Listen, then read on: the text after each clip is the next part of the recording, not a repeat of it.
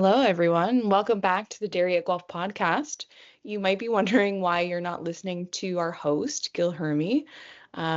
We've traded places today. My name is Katie Duncan. I am the communications officer from Ontario Veterinary College, and my day-to-day job is to help talk about all things dairy for Dairy at Guelph, among other centers, institutes, and departments here at OVC. I'll be hosting a few episodes of the podcast as Gil Hermy prepares to defend his thesis later this year. We're wishing him so much luck.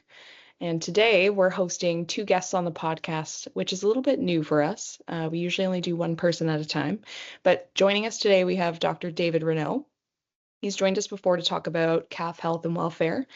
Dave is an associate professor in the Department of Population Medicine at OVC, and his research covers strategies to reduce antimicrobial use and new technologies that improve calf health and welfare. And Dave has joined us to kind of talk about that topic here in the past, which you can listen to at dairyatguelph.ca/podcast.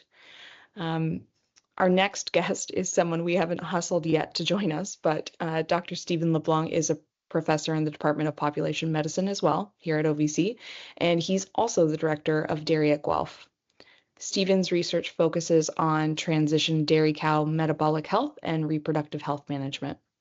And between our two guests today, we have a large chunk of a cow's lifespan and their health covered, which brings us to our topic of discussion for today, which is a really amazing grant that was awarded to a team here at University of Guelph that includes Dr. Dave Renaud, Dr. Stephen LeBlanc, and Dr. David Kelton as well. So the Natural Sciences and Engineering Research Council, which is the NSERC Alliance program, in addition to 4 industry collaborators, which include Dairy Farmers of Ontario, Dairy Farmers of Canada, Lactanet, and Veal Farmers of Ontario have collaborated to provide $4 million in funding to do some research to help Canadian farmers improve farm sustainability and herd health. And so what that looks like is these 3 groups are going to be tackling a series of 15 studies that target some of the most burning questions from the dairy and beef industries that really require science-based answers. So we welcome Dave and Stephen to the podcast today. We're going to get started. So we're going to jump right in with question number 1. A little bit of background. Back in February 2023, both yourselves and Dr. Dave Kelton received nearly $4 million for research set to help Canadian farmers improve farm sustainability and herd health. It's a very big umbrella. Can you tell us a little bit about the project? What are the key themes? How many studies will this encompass? Who's it funded by? And what projects does this grant oversee? Stephen, we'll start with you. Sure. Yeah, this was very much a team effort, and it's an ongoing 5-year project. So it's a partnership between Dairy Farmers of Ontario, Dairy Farmers of Canada, Lactanet, and Veal Farmers of Ontario. They all came together to both help us identify things that they, on behalf of their members, wanted research done to answer questions that'll be useful to farmers, and we'll talk more about those. And we were able to take the research funding that they collectively put forward and match that 2-to-1 from the NSERC Alliance program. And so that put together this 5-year program of 12 research projects that we put together under 2 main themes, one around sustainable production, and that sort of deals with some reproductive related things, some clinical health things, and then the infectious disease part focuses on leukosis control and Salmonella Dublin control. And all of those, all 12 of the projects were identified truly in partnership with all of our funders and under the umbrella of the National Dairy Research Strategy, which is led or coordinated by Dairy Farmers of Canada. And we all looked at that and identified a number of areas where there were things that we could do, that we had skills, we had interests, that were addressing priorities that had been laid out by the dairy industry and articulated in DFC's strategy, and that weren't already being covered either by ourselves or other people in dairy at Guelph or other research institutions in Canada. And so that's sort of the canvas that we're working on, and the broad strokes of the program. So to have the support of industry collaborators can be pivotal to not just the funding. We know that that's appreciated and it's super important, but making sure that any insights that you glean from the research that you're doing can be used in practice at the end of all of the work. So I'm curious, what were your reactions when you learned about the funding approval? And how has it been working alongside producers to sort of get things established and studies underway? Oh, Dave, do you want to kick that off, and then I can add too? Yeah, I mean, I think whenever you get funding success, it's always really exciting at first, and you're like, "This is fantastic, this is great," and then you're like, "Oh man, we got to now do the work." So, I think that's typically what you see with a lot of the funding success. There's the high of yay, and then there's a low of, "Oh man, I got to do this." But yeah, with this one, I think we've established a lot of cool partnerships with a lot of different industries and organizations. And like you said, it's been really interesting to work with a lot of the producers on some of the work that we've been doing. And, a lot of it's still underway. We're still trying to figure out a lot of stuff, but a lot of the industry partners are going to be really critical in getting the knowledge distributed to their members. So whether it's producers or different organizations, it's really important to obviously get the knowledge that we gain from these studies out to a broader population. So I think, yeah, it'll be interesting as we move through this process of completing all the research and trying to get all the knowledge out. Yeah, and I mean, in terms of a feeling, yeah, absolutely. You're kind of elated for sure when the good news comes.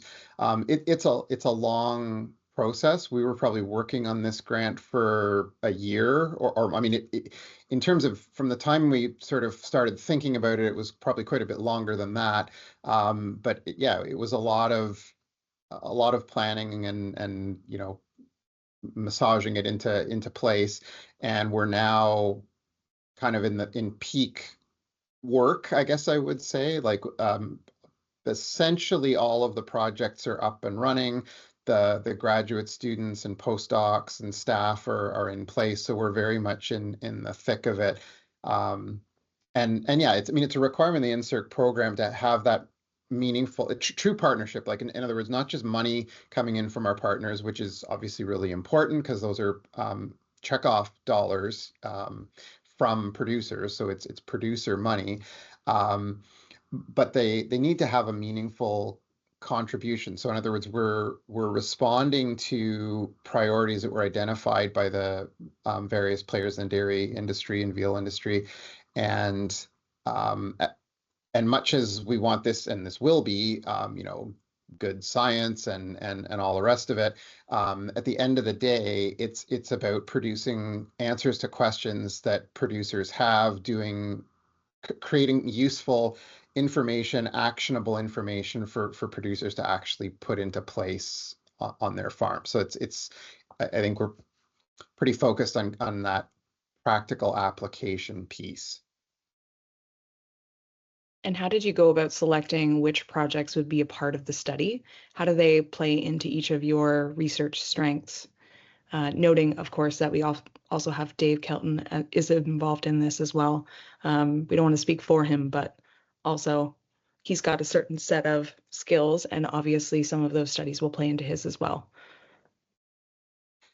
Yeah, like I said, we looked at the National Dairy Strategy, and there's a series of research priorities laid out in there, and that's a bit of a roadmap for research across the board to do with dairy things in Canada, and looked at things within there, obviously, that were of interest to us, and that we've got some knowledge and skills to bring to the table, but in particular that weren't already being addressed elsewhere. We've got lots of colleagues here at Dairy at Guelph who are doing all kinds of cool stuff. other collaborators or other research groups across the country who are doing interesting things. And so we really wanted to avoid duplication. We were looking for those niches that weren't being addressed otherwise, but that kind of aligned with our skills and interests. And speaking for myself, like some of what we're working on is really close to home. For example, around reproductive management, I've done lots in that space. That's very much in my wheelhouse. Some of the work that I'm helping lead around leukosis was a bit of a stretch for me. Like that was something new. That's a new area. I think there's lots of reasons why it's interesting, and hopefully we can bring some fresh eyes and so on to the to some of those questions. But yeah, it was that sort of mixture of where can we have a meeting of the minds of what's been identified as something that the industry is interested in, wants, and that we can hopefully make a meaningful contribution to. Anything to add, Dave? I think Stephen covered it quite elegantly. Yeah, I think for myself, the areas of interest are mostly related to calf health, and I think a lot of the stuff that we're doing, like Stephen kind of alluded to, I think is kind of focused on the strategy that the dairy industry has kind of come up with. And I think a lot of the things that we're doing is kind of building off of what others have done in Canada previously, and trying to pull things together to look at it a little bit more practically. And some of the stuff we're doing is trying to look back on how does all these infectious diseases like leukosis or Salmonella Dublin, how do they really impact calves at the end of the day? And we've just actually finished doing a fairly large trial and getting some preliminary results that I think are kind of interesting and neat. So that's kind of the things I like to do. Calf health. That leads us kind of perfectly right into the next question, which is looking to you, Dave, to give us kind of an overview of some of the research that you and your team are running as a part of the larger study. What does that look like? What are some of the key points? What are the highlights? Yeah, like Stephen mentioned before, I think a lot of these projects are very preliminary. We haven't totally finished them, or we're still kind of in the process of analyzing some of the data. But just some kind of highlights that we found so far is we've been studying bacteremia in dairy calves and trying to understand how often do calves with diarrhea have bacteria in their bloodstream that often requires antibiotics to treat.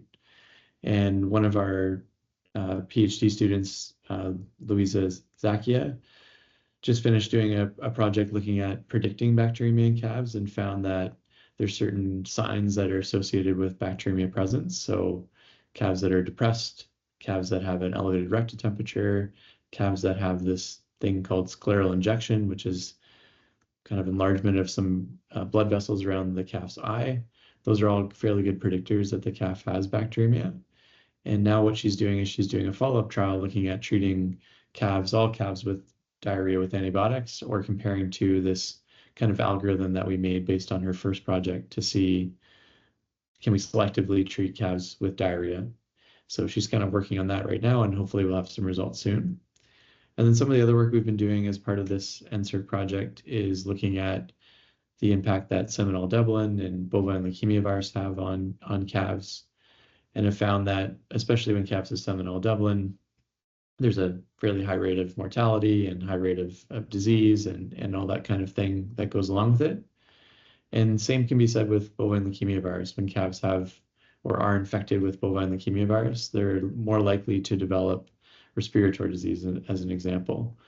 So I think that's a kind of a new and novel finding that very few people have researched previously. And I think it kind of, again, is another thing that goes against bovine leukemia virus as being having a really big impact on cow health and also calf health and other things. So yeah, kind of another thing in our arsenal to say that BLV is bad, and we need to start focusing on how do we prevent it and how do we get rid of it. And then some of the other stuff we've been doing is looking at how does disease in early life lead to impacts on future productivity. And there have been studies in the past in that area, but most of those studies are focused on a single large farm in the US mostly. So we've tried to do it over 11 different farms and tried to follow these calves from birth all the way to their end of first lactation. And given the length of time that takes, 3 years, we're still working on the results, but hopefully we can find some interesting stuff that producers can use and veterinarians can use and other people in the industry.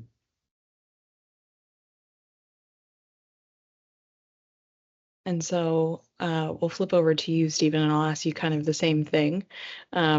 What are some of the studies that you're running as a part of the larger project team?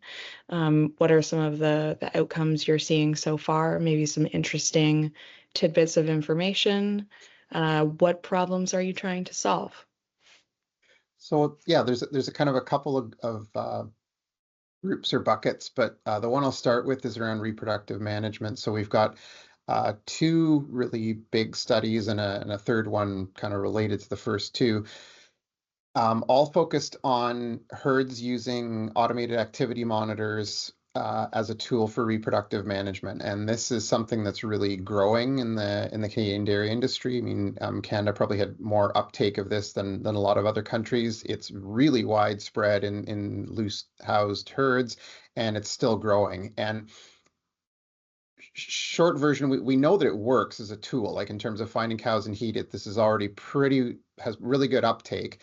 But we're trying to take it a step or two further to really refine things. So we've got two big studies on that. One is herd level, one is cow level. So at the herd level, we know from some of our previous studies that on average, herds that choose to use activity monitors as their main reproductive management tool, or herds that choose to use timed insemination synchronization programs, on average, they can achieve similar reproductive performance in terms of pregnancy rates. But behind every good average, there's a distribution, right? So for some herds, one option may work better than others. And so our specific focus on this one is to do what will be by far the largest herd level study. By the time we're done, we'll have at least 60 herds in 3 provinces who use activity monitors as a main tool for getting their lactating cows inseminated. But we are drilling into a whole bunch of potential variables that help drive the success of that. So everything from structural herd level things, stocking density, floor types, those kinds of things, to cow level things like the prevalence of lameness or thin cows, or more specifically body condition loss, or of ketosis or other diseases in early lactation. You could kind of guess that you might be able to guess that any of those things would favor or not favor performance, but what really hasn't ever been done before is to take that on a big enough scale to really put some numbers to it. And so that's what the gist of the herd level study is. And we've sort of hit the summit there. We've got about 35 herds in Ontario, about a dozen of which have completed a year of data collection, another 15 herds in Quebec, which just wrapped up, and the rest in Ontario are ongoing, and we'll soon, later this year, start the final cluster out in Western Canada, most likely in British Columbia. So with that, a lot of this stuff is still ongoing, underway, but are there little insights or pieces of information that you're learning so far that might be valuable to anyone who's listening so they can look forward to seeing the research in full? Well, going from sort of what we've learned going into this, like this work, for example, in reproductive management space, is a continuation or an outgrowth of some work we'd finished just before this grant that was kind of focused at the cow level. So my former PhD student, now postdoc, who's working on part of this work still, Tony Brunje,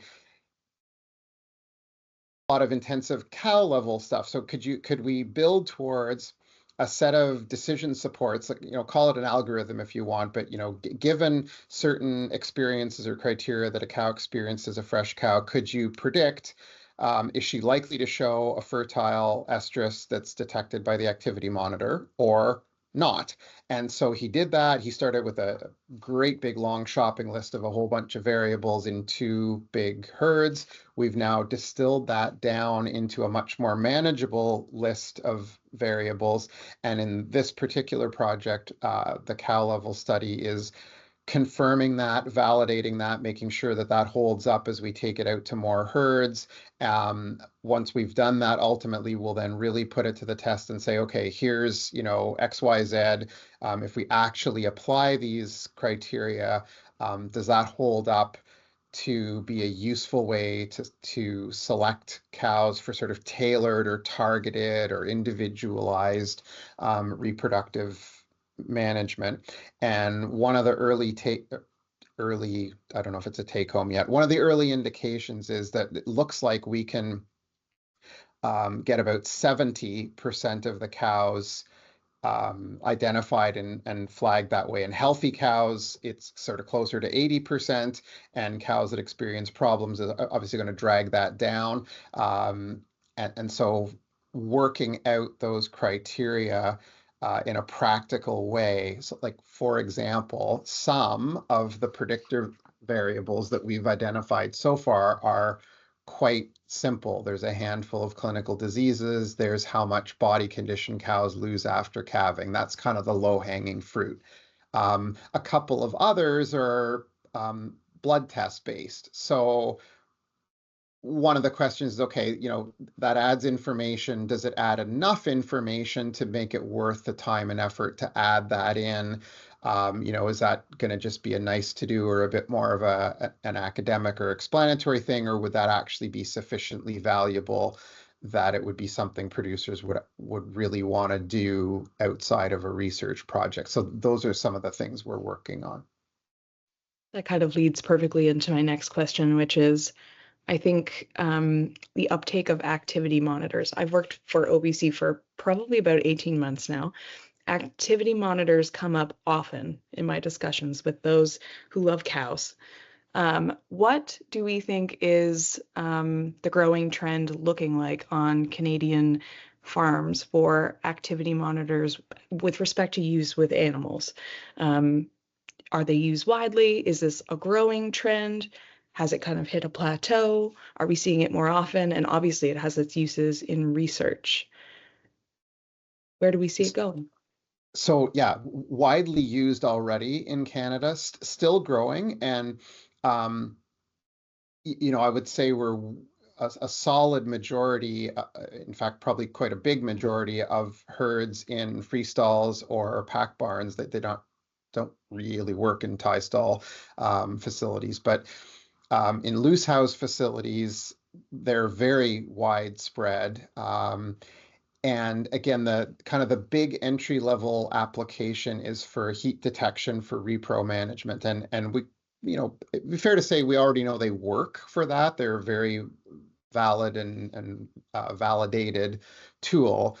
But what we're trying to take things further with in this work is that both herd level, so that could be if someone's thinking about this, or they've got options for what kinds of reproductive management programs they might contemplate that could help inform that choice, or if they've already made a decision to use the automated activity monitors as one of their main tools, if things aren't going quite as well as they would like, this should give them some more specific information about where to look, what are going to be the key variables, the key drivers.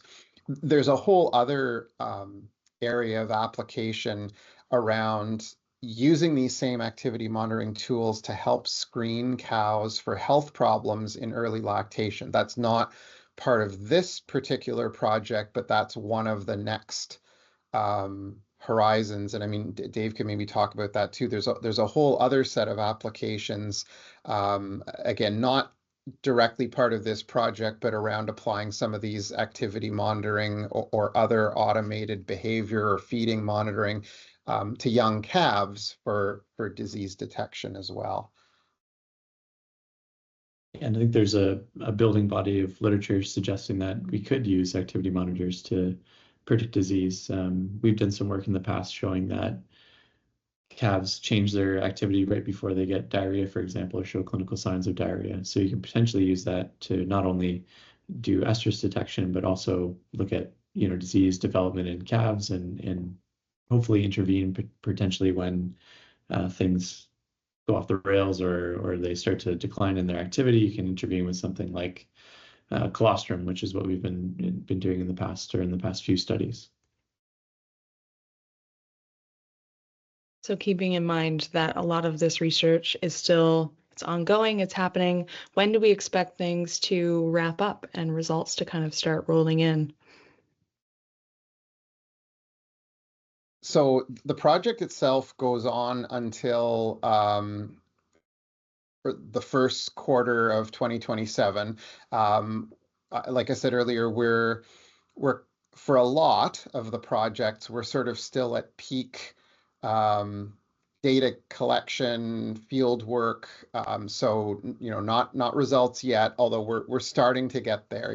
Like Dave mentioned, for example, with some of the work that he and his team are doing around better identification of treatment protocols for calves with scours. I mean, that'll be done, for example, sooner than, say, one of my projects around leukosis, which by its nature, we've got almost a 2-year data collection period because we want to follow animals over time to really understand when in life they're acquiring new infections. So that, results for that are probably still a couple of years away, although that's going thick and fast now in terms of the data collection. So a little early for results yet for most of the projects, but by this time next year, I'd say we'll be in business with preliminary results, and the year after that we'll be sort of turned a corner and be heavily into churning out the results to our partners, to users, to everybody who wants and needs to hear about it. I'm sure that one of the coolest parts of the work that you do is getting to see your work moved out into practice. And I think we spoke earlier in this podcast about just how important it is to have kind of industry partners at the table, setting priorities, really driving some of the key questions that your research is hoping to answer. With that, we know that farmers are probably going to be anticipating wanting to see some of this stuff and looking for where they can get access to it as soon as it becomes available. So what are the best ways for farmers to get a hold of the latest research, whether it's from your team or other teams, so that they can do the work of getting this turned into best management practices that are then used on farm? Yeah, I think that's a $1 million question that I think every research team is after, is how do we translate our work into practice? Because that's really important. That's why we're doing the work, is really to help the industry and help producers better manage their calves or cows or repro or whatever they're trying to do to on their farm. I think the best way that we try to get this information out is doing things like this, podcasts, presentations, different articles in different magazines. Try to keep it up on our website, dairyguelph.ca, and other websites. There's lots of them, or starting to become lots of them, for different ways that we can try to distribute the knowledge. But yeah, I think the best practice is probably doing a bunch of different things where we're trying to kind of get it out via text, via voice, via video, in person. It's probably the best approach to try and get it out to a whole bunch of different audiences is really ideal. So that's what I think we're going to try and do to get some of these results out to farmers so they can see the results for themselves. Yeah, and I mean, I'll absolutely put in a shameless plug that our Dairy at Guelph platforms, not exclusive to this work, obviously, but it is the place to go. There will also be very soon going live a website specifically for this project and pushing out plain language summaries and so on, but those will be cross-posted with Dairy at Guelph. We will be back for at least one more Dairy at Guelph podcast as we, and probably a few, as we get results coming out from this set of work in the next year or two. So yeah, like Dave said, I think oftentimes we're looking for that silver bullet, like what's the way to reach end users, knowledge users, and I think it's pretty clear that there's no one way, right? Different people like to get their information different ways. Everything from in-person producer meetings, which Dave and I and a lot of the other members of the project team do lots of locally and further afield. And the plain language summaries that Dairy at Guelph puts together, the podcast, the project specific website. So it's really about having that menu of options so that people can sort of access things in the way that is useful for them. Wonderful. So as we wrap up, final question is more so, do you have anything else to add about the research? Anything you want to say on behalf of Dave Kelton, who can't be with us today, or anything you would like producers to know about your work?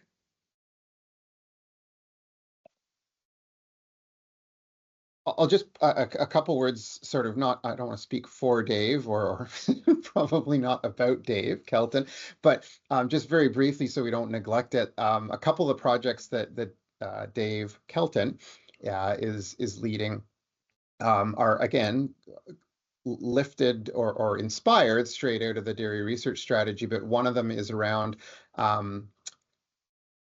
barriers to implementation of best management practices. So a lot of what we're doing here is truly generating new information. Like, some of the projects that Dave's talked about are answering questions, hopefully answering questions that we really don't have answers to right now. So it's new information. There's a whole other set of areas where we actually have quite a lot of good information, and yet it doesn't always get implemented right away. And so one of the big questions is why, has the message just not gotten out? Are we kind of not answering the right questions? Have we learned things but that aren't user friendly in terms of implementation? So one of the other projects has been doing focus groups with farmers around things like implementation of selective treatment for mastitis, early detection and treatment of lameness, implementing best practices around transportation of calves and cull cows, where we think we've got some pretty good information about what our best practices, but we want to understand better, like if there are barriers to making those things feasible and implemented in the field. What are they? What do we need to solve? If it's more science questions, that's great. But if it's economics, we need to hear that. If it's different ways to communicate the messages that resonate for farmers. So that's been really instructive. Some of that work is already done. Again, some of it perhaps was predictable. Things need to be practical. They need to think about, policies, procedures, recommendations need to be really dialed into producers' reality. What's feasible for them. We've gotten good insights from some of that work around respecting and really paying attention to producers' experience and wisdom. They often know their own animals, their own farms best. And so just saying, do this or do that because somebody said so, unsurprisingly, that's probably not going to inspire action. So we need to be wiser and more strategic about what the messages are and making them user friendly. Perfect. So with that, I say thank you both for joining us today. and sharing a bit about your work. It's important stuff. It's nice to get that message out there that there are things you're working on in this space that are going to be really important in the years to come. We wish you luck with that work. It's a big undertaking. It's no joke. And we'll have you back in this space as soon as results start trickling in. Great. Thanks, Thanks Katie. for having us. Thanks, guys. Thanks to everyone for joining us on the podcast today. A few housekeeping items for the end here. If you're interested in following some of our research, the work that's coming out of the University of Guelph and OBC and OAC, please take a visit to the Dairy at Guelph website, which is a really great resource with research summaries. You can get to know our community. You can listen to the podcast from there. We are also on Apple Podcasts, Spotify, YouTube. Just visit dairyatguelph.ca/podcast to listen. You can also sign up for our monthly e-newsletter. So we do an external based newsletter every month, and it can arrive in your inbox with all of the latest news coming out of Dairy at Guelph, including updates on what our researchers are up to. So thanks for listening, and we'll see you again soon.